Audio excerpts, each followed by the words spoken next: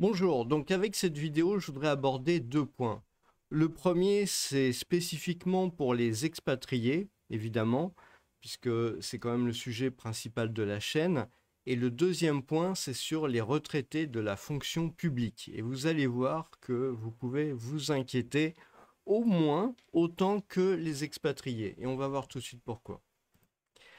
Alors, déjà, petit rappel, hein, le programme du NFP, c'est d'abolir les privilèges des milliardaires.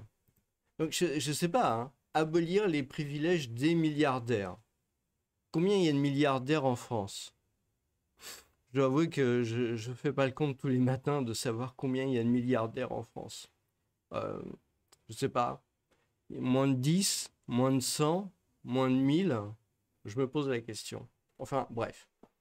Il y a donc pour je sais pas, la dizaine ou la centaine de milliardaires présents en France, tout un chapitre, toute une page du NFP sur le sujet. Donc abolir le privilège des milliardaires, donc ça veut dire un milliardaire, c'est quelqu'un qui possède plus d'1 million d'euros, hein, en patrimoine, en tout ce que vous voulez. Donc il faut accroître la progressivité de l'impôt sur le revenu à 14 tranches. Il doit y avoir probablement un milliardaire par tranche en fait. Rendre la CSG progressive, parce que tout le monde sait bien que la CSG ne touche que les milliardaires.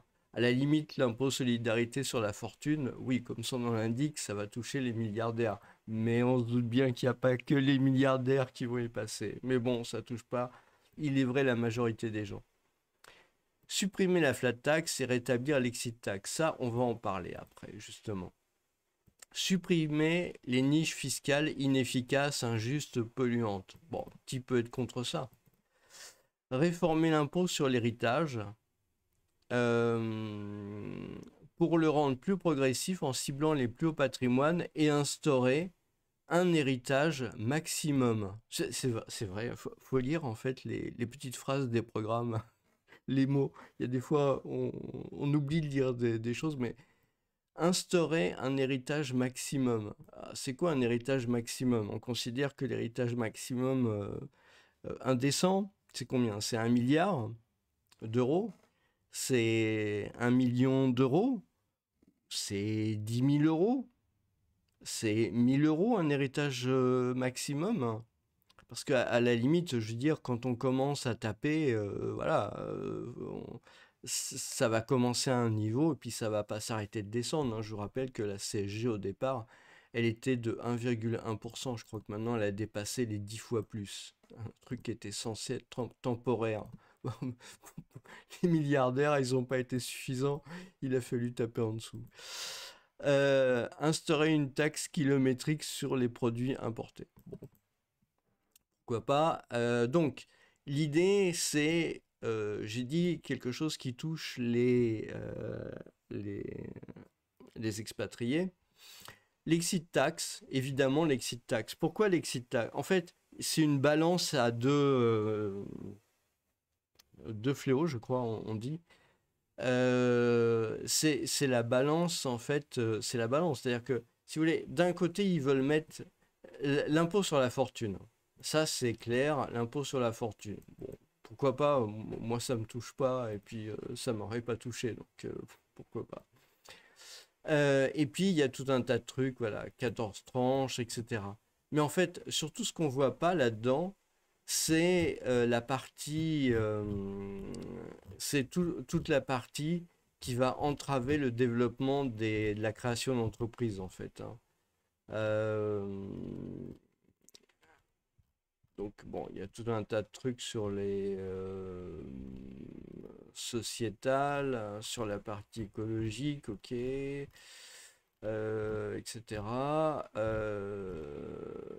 Taxer les plus riches, ok, bon, très bien, donc c'est les plus riches, décréter, bon, ça ok, donc voilà, bon, il va y avoir le SMIG qui va être augmenté, donc bon, Je veux dire, effectivement, il y a tellement de pauvreté en France qu'à un moment donné, ça peut pas le faire, on est bien d'accord. Mais le problème, en fait, c'est que si c'était juste des augmentations, mais le problème, c'est qu'il y a tout ce qui va avec, quoi. Je veux dire, il y a toute le fardeau administratif. Bon, en fait, bon, ok. Donc, il y a la pénibilité aussi sur les retraites. J'ai lu ça quelque part, hein. Je n'arrive pas à le retrouver, c'est ce que je cherchais. Donc, vous avez la pénibilité, mais c'est le genre de truc, si vous voulez, quand vous avez une PME, c'est bon, c'est ingérable en fait. À la limite, bon, je parle pour moi, hein, je veux dire, bon, l'augmentation du salaire minimum, ça va pas toucher les gens qui travaillent sur les nouvelles technologies ou les choses comme ça. Bon, par contre, ça va toucher clairement les startups, ce genre de choses. La pénibilité, oui, ça c'est vraiment un truc parce que il faut gérer. Enfin, ces gens-là se rendent pas compte. Enfin, je veux dire, ils se rendent pas compte que les heures passées à remplir des papiers, c'est des heures qui font couler les entreprises. Bon. Donc, ce qui va se passer, c'est que comme c'est une politique anti-entreprise, hein, clairement, bon, c'est leur truc. Ce qui va se passer, c'est que les gens vont avoir envie de partir. Comme les gens vont avoir envie de partir, en fait, ils veulent rétablir l'exit tax. Bah oui, pour les empêcher de partir. D'ailleurs, ça doit quand même vous résonner une petite lumière quelque part, hein. Je veux dire, euh, si vous avez dans l'idée de partir et que vous avez des titres ou vous avez créé une entreprise ou ce genre de choses-là, un jour, ça peut revenir tomber comme un coup près, hein. Le problème, c'est pas tellement l'exit tax en elle-même, c'est surtout sa complexité, enfin la prise de tronche et tous les risques. En fait, c'est surtout ça le problème dans ces sujets-là, c'est surtout tous les risques, parce qu'à ce moment-là, vous avez rien pour vous défendre, en fait. L'État a tous les droits et malheureusement, il y a rien à faire. Donc voilà, c'est vraiment ça, c'est vraiment un gros problème, je dirais. À la limite, même plus que ça, quoi. Parce que ça, c'est vraiment, voilà, c'est vraiment un peu à la tête du client, à l'appréciation. Et là, c'est vraiment un très gros risque. Donc, ce qui va se passer, c'est que les gens, effectivement, veulent partir, hein, veulent s'expatrier, c'est normal. Et à ce moment-là, quelqu'un a eu l'idée de génial. Alors, le Huffington Post a dit mesure pour les expatriés fiscaux. Non, c'est une mesure contre les Français de l'étranger. Faut revoir vos titres, hein. C'est mesure contre les Français de l'étranger. Elle souhaite que les expatriés fiscaux. Non, non. Voilà. On ne peut pas mettre comme les Américains avec les expatriés fiscaux. C'est pas vrai. Ce sont les Français de l'étranger payent leurs impôts au fisc français comme le font les Américains expatriés vis-à-vis du fisc des États-Unis, hein. Cette partie-là, cette phrase complète, non, c'est pas possible, hein. En plus, vu le niveau de compétence, le sujet, tout ça, elle le sait nécessairement. Donc voilà, quoi. Je veux dire, ça peut qu'inciter à la méfiance et à vraiment à faire attention à ce qui va se passer par la suite en France, parce que là, vraiment, il y a un problème. Ceux qui pensent que cette personne ne sera jamais à Matignon, moi je pense qu'il y a toutes les possibilités pour qu'elle soit à Matignon. Pourquoi est-ce que je pense qu'il y a toutes les possibilités qu'elle soit à Matignon? Bah, d'abord parce que clairement, moi je pense quelque part, euh, la manière dont ça se passe en politique, ça me paraît assez évident, c'est que ils choisissent des gens qui peuvent pas leur faire de l'ombre, hein. Et puis en plus, il faut que ça soit compatible au niveau économique. Or, j'ai retrouvé là, dans Basta, une interview de la personne qui dit qu'elle souhaite mettre une mesure contre contre les Français de l'étranger, hein. Eh bien, cette personne-là, voilà, ça c'est le deuxième point que je voulais aborder, c'est la retraite des fonctionnaires. Parce que le NFP a dit qu'ils allaient abroger la réforme de la retraite à 64 ans. Je vous rappelle quand même, entre parenthèses, que les syndicats n'ont pas réussi à faire plier le gouvernement. Ils ont fait perdre des millions d'heures de travail aux gens pour les faire manifester sans le moindre résultat, hein. Alors qu'au contraire, les Gilets jaunes avaient obtenu une satisfaction de leurs revendications. Enfin, en partie, pas complètement, mais au moins une partie. Alors que avec les syndicats, le gouvernement, ils se sont carrément assis dessus, quoi. Je veux dire, voilà. D'où d'ailleurs, j'imagine, le résultat des élections, hein. Pourquoi ça, c'est... Donc, ce qui est intéressant surtout pour les retraités de la fonction publique, c'est effectivement, je ne doute pas un seul instant que vous allez avoir une retraite qui va retourner à 62 ans. Le problème, c'est est-ce que vous êtes vraiment sûr que votre retraite, vous l'aurez à 100% ou à 50%? Et quand je dis à 50%, ben, regardez bien. Et vous allez voir que c'est un projet qui est finalement très Macron-compatible, hein. Voilà. Donc, c'est une interview qui date de... elle date du 19 janvier 2023. Donc, 19 janvier 2023, ça fait à peu près 1 an et demi, hein. À cette époque-là, la personne en question n'était pas, était très loin d'être possiblement Premier ministre. Donc, c'est quoi le résultat de l'interview? Avec son nouveau projet de réforme des retraites, le gouvernement souhaite supprimer les régimes spéciaux. Garder ces régimes est-il pour vous un moyen de redonner de l'attractivité, hein? Quand nous avons, et là c'est la réponse, vous allez voir la réponse, vous allez voir, c'est très politique, et donc vous allez voir que les hauts fonctionnaires de l'État qu'ont fait l'ENA, hein, ils jouent pas dans la même classe que les fonctionnaires de base. Les fonctionnaires de base, ils ont plutôt le même genre d'intérêt que les salariés du privé, alors que les hauts fonctionnaires de la fonction publique, eux, ils ont les mêmes intérêts que les hauts fonctionnaires de la fonction publique. Quand nous avons réalisé notre étude sur la crise de sens des agents du service public, pas s'ils avaient assez à manger, mais du sens, hein, parce que c'est tellement important, nous avons constaté que la raison principale qui motive les gens à rejoindre le service public, c'est de servir l'intérêt général. Genre, ils n'ont pas besoin de manger, ils n'ont pas besoin de se vêtir et ils n'ont pas besoin d'avoir un toit pour où loger. Surtout pas. Ce n'était pas l'emploi à vie ou les conditions de rémunération. Donc, faites vraiment attention parce que ça veut dire l'emploi à vie, c'est probablement pas une priorité pour eux, ni les conditions de rémunération. Ce résultat est très loin des caricatures qu'on entend souvent. Bah ouais. Aïe, aïe, aïe. Ce résultat est très loin des caricatures qu'on entend souvent. C'est-à-dire, il faut savoir interpréter ça quand même, hein. C'est-à-dire, quand vous entendez un fonctionnaire de base qui gagne pas beaucoup d'argent et vous dit j'aimerais quand même bien gagner un peu plus. Donc, ce que ces gens-là leur rétorquent de la haute fonction publique, ce que vous dites, c'est des caricatures. Alors, on entend souvent tu deviens fonctionnaire parce que c'est la bonne planque. Je ne pense pas que les gens rejoignent tel service public ou parapublic parce qu'il y a un régime de retraite spécial. Donc, je dirais que ce n'est pas, je ne dirais pas que c'est un enjeu d'attractivité, hein. Donc, les régimes de retraite, c'est pas pour ces gens-là. Donc, les régimes de retraite, c'est pas un enjeu, hein. L'emploi à vie, c'est pas un enjeu. Les conditions de rémunération, c'est pas un enjeu.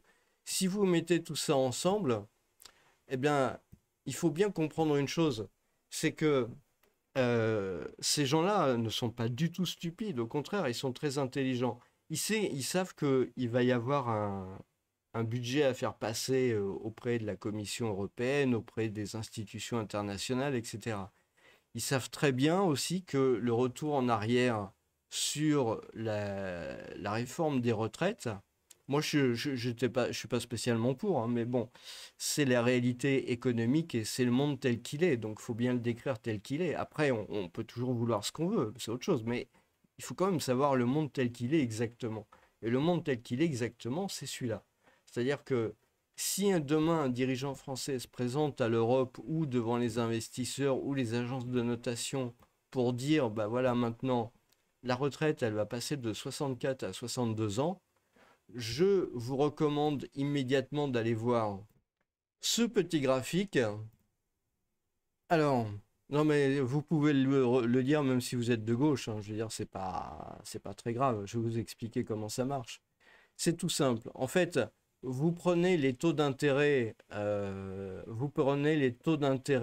français et vous les soustrayez par les taux d'intérêt allemands.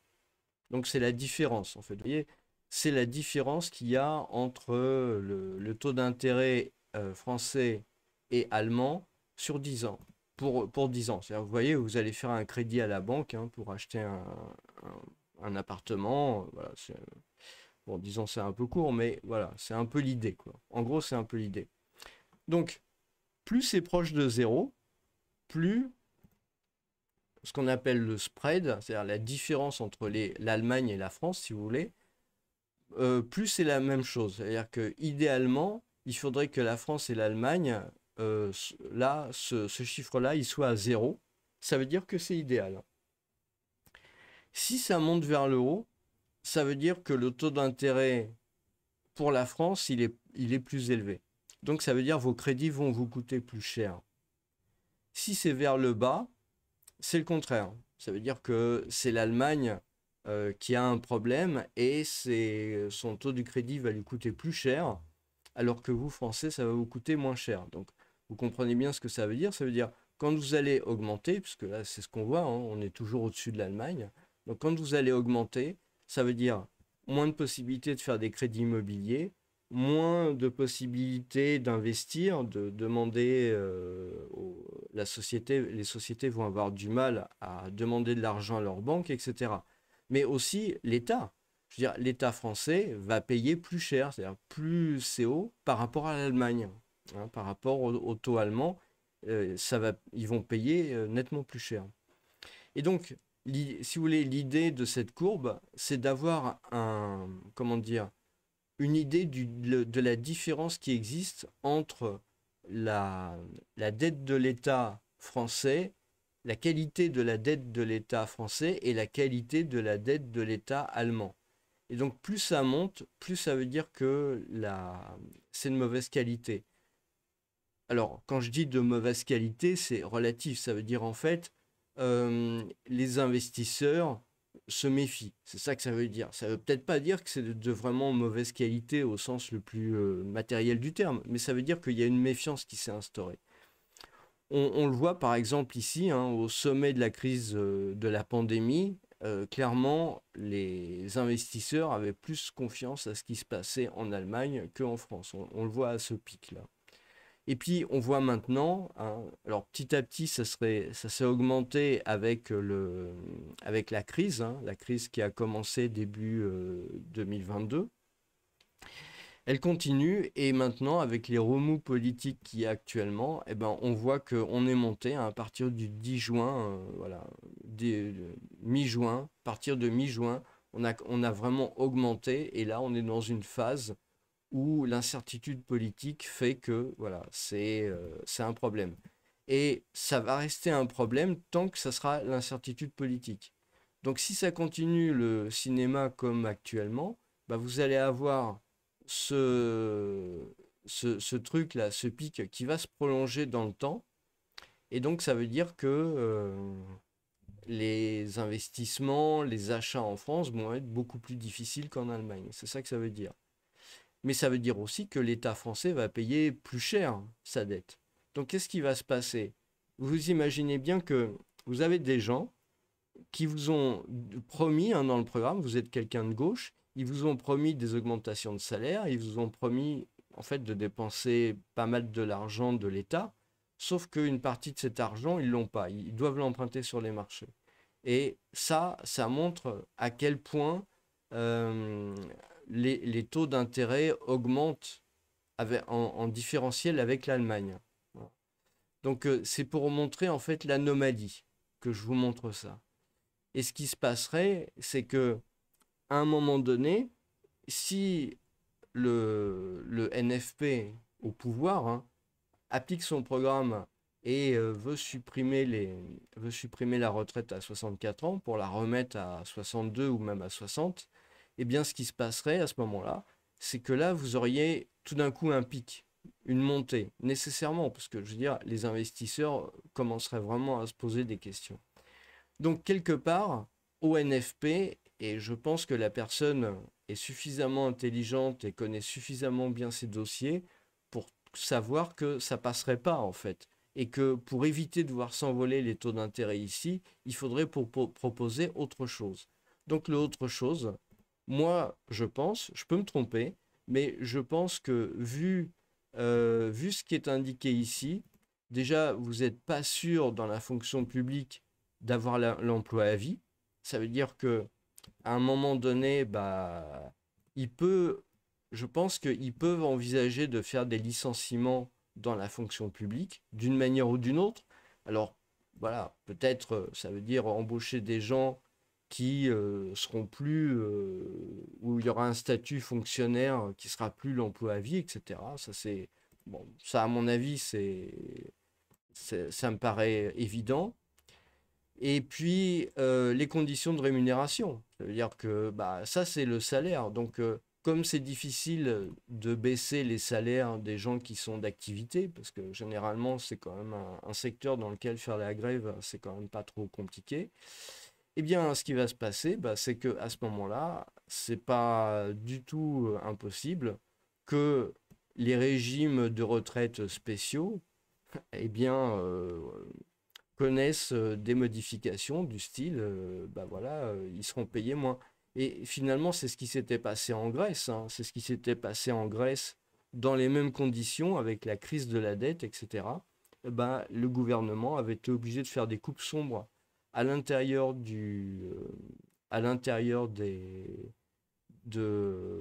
la fonction publique en termes de salaire, sur les retraites, etc. Ça avait été terrible, hein. Je pense que tout le monde s'en rappelle. Il y a des retraités de la fonction publique qui étaient obligés de bosser à 70 ou plus années 80, qui étaient obligés de récupérer des trucs dans la rue pour pouvoir faire du bricolage avec, pour gagner de quoi manger, quoi, en fait, hein. Et, et bien que c'était un gouvernement de gauche qui avait été élu, en fait le résultat, c'est que finalement, c'est vraiment les gens de la fonction publique qui ont souffert sur le sujet. Donc, je veux dire, il y a pas de miracle en économie, hein. Je veux dire, c'est dans les chiffres, c'est des choses qui sont très connues. Encore une fois, je veux dire, vous n'avez pas affaire à des imbéciles, hein. Vous avez affaire à des gens qui savent calculer, qui sont intelligents, qui comprennent le pourquoi du comment et qui savent, derrière les mots qui sont indiqués dans les programmes, qui savent ce qui est possible ou pas possible. Et c'est pour ça que ça s'était mal passé en Grèce, parce que bah, les gens, ils avaient élu des gens de gauche et finalement, ils se sont retrouvés avec une politique de droite. Et peut-être une politique que même la droite n'aurait pas osé. Donc, c'est, c'est, c'est d'ailleurs ce qui s'était passé aussi dans les années 80 avec Mitterrand, hein, et le décollage du Front National, hein, à l'époque. C'est d'ailleurs pas pour rien qu'aujourd'hui le RN a une politique qui est une politique très sociale, hein, je veux dire, parce que bah, il y a eu évidemment un transfert à partir des années 80 quand la classe ouvrière, la classe moyenne de l'époque s'est carrément sentie trahie par ce qui s'était passé avec Mitterrand. Donc après, ils ont changé un peu leur narratif, etc. Et c'est pour ça qu'on se retrouve aujourd'hui avec une configuration de la gauche telle qu'elle est. Je veux dire, d'ailleurs, les communistes qui, à l'époque de Mitterrand, étaient associés avec Mitterrand, ont été laminés dans toutes les élections qui ont suivi parce que bah, ils s'étaient associés à ça, quoi. Donc voilà. Alors voilà un peu le truc, si vous voulez. Donc euh, j'ai peut-être pas terminé la partie. Donc ça c'est pour les retraites. Je pense que c'est important si vous êtes de gauche, hein, c'est important de vous intéresser à l'économie parce que même si on vous dit que c'est les salauds qui font de l'économie, etc., et que les patrons c'est pas bien et que les pauvres c'est bien, eh bien, bon, on peut toujours croire ça. Le problème, c'est que quand la réalité arrive, je veux dire, encore une fois, regardez ce qui s'est passé en Grèce. Je veux dire, il y a rien à inventer, tout est là, hein. Euh, et moi, ça me paraît emblématique, c'est-à-dire que vraiment, quand vous avez les hauts fonctionnaires qui commencent à vous raconter que l'emploi à vie, c'est pas grave, ou que les conditions de rémunération, c'est pas grave, j'aimerais bien qu'on m'explique ce que c'est qu'une politique de gauche, quoi. Franchement, je pense que vraiment, je veux dire, j'ai eu beau chercher partout, alors des trucs sociétaux qui coûtent pas cher, veux-tu, en voilà, il y en a plein.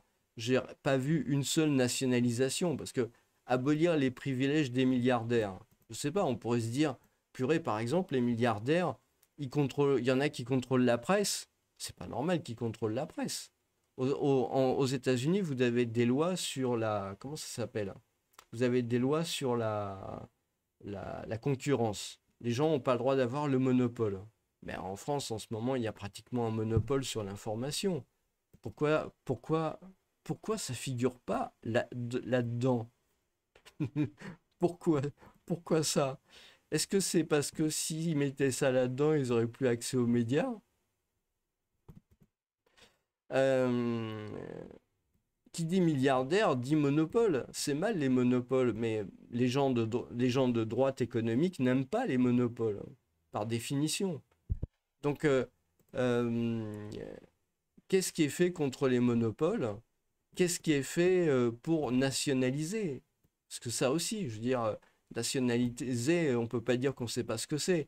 Le Front populaire en 36 a nationalisé. Je veux dire, curieusement, on ne parle pas de nationaliser des choses qui sont importantes pour le développement économique de la France. Donc, donc, abolir les privilèges des milliardaires, moi, ça me paraît surtout comment on va faire pour taxer plus d'impôts sur la classe moyenne. Ça, pour le coup, oui, ça, y a aucun doute sur la question, hein. On va dire aux pauvres que les milliardaires, bah, c'est la classe moyenne. Et puis, comme ça, tout le monde sera content. Puis, les milliardaires, évidemment, il y a longtemps qu'ils sont partis, hein. Ou en cours. Donc, parce que euh, l'impôt sur les Français de l'étranger, les mesures contre les Français de l'étranger, en fait, hein, il faut dire, encore une fois, hein, les Français de l'étranger payent leurs impôts au fisc français comme le font les Américains expatriés vis-à-vis du fisc des États-Unis. C'est comme ça qu'il faut corriger la phrase pour qu'elle soit exacte. Parce que les expatriés fiscaux, ça, c'est pas exact, hein. Les Américains, c'est tout le monde qui fait ça. C'est pas juste deux ou trois personnes. Il y en a 9 millions et il y a 9 millions d'Américains qui vivent un enfer de procédures administratives, un enfer pour les comptes en banque, pour les trucs naturels de la vie, je sais pas, assurance, investissement, je veux dire, enfin, voilà quoi.